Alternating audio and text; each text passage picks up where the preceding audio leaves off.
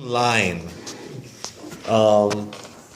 So you can use this one in kind of two ways.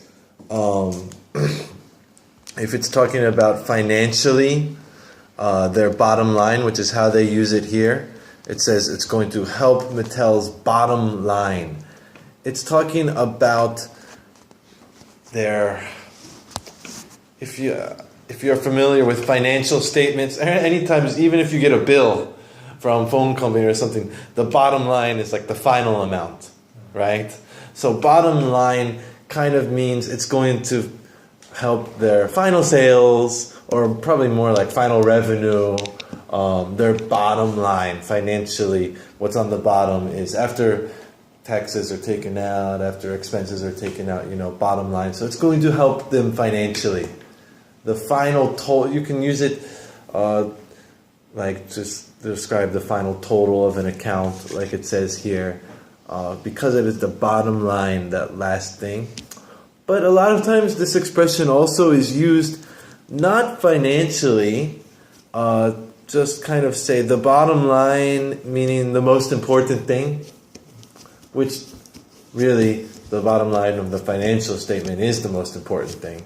But sometimes they'll say the bottom line, the main point, or the most important thing. The bottom line is, I just want to be friends, Yori, not, maybe you might say to, if you are breaking up.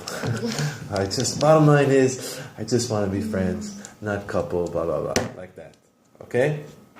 Number 2, slump.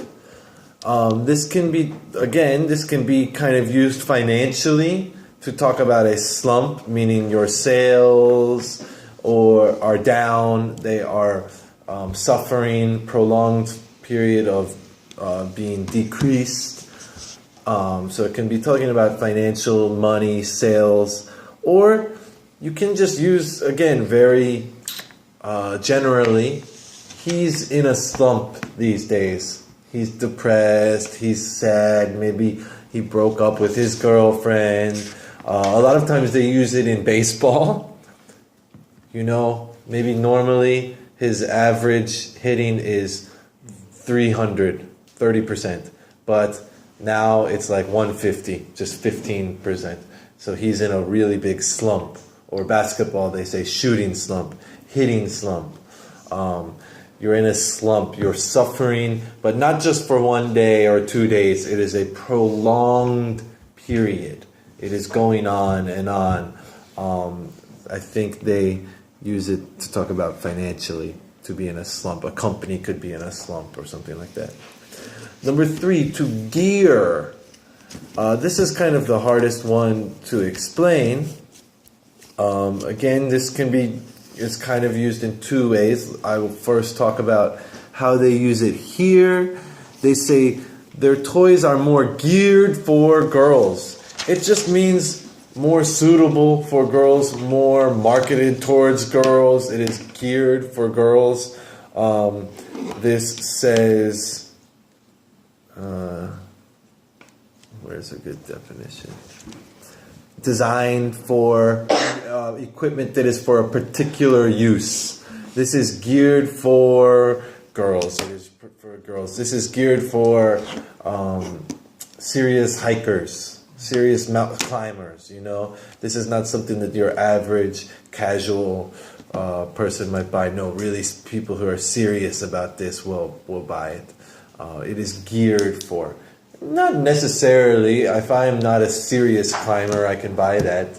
I'm trying to think of an example. But to be geared for, designed for, or for that purpose.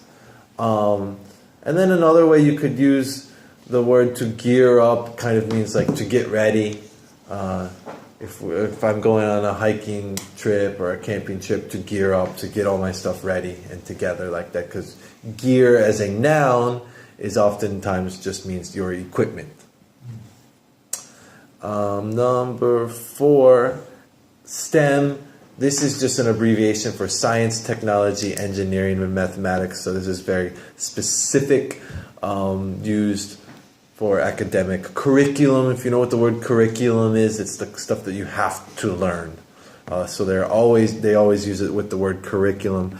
Do they use, here they don't attach the word curriculum, but I often do, this, to get them to learn STEM younger and younger, your STEM curriculum, what every student must learn. That one's quite specific. And number 5, to fly off the shelves. I think you can kind of picture that, kind of imagine that. It is selling like crazy, selling like for some reason sometimes they say it is selling like hotcakes.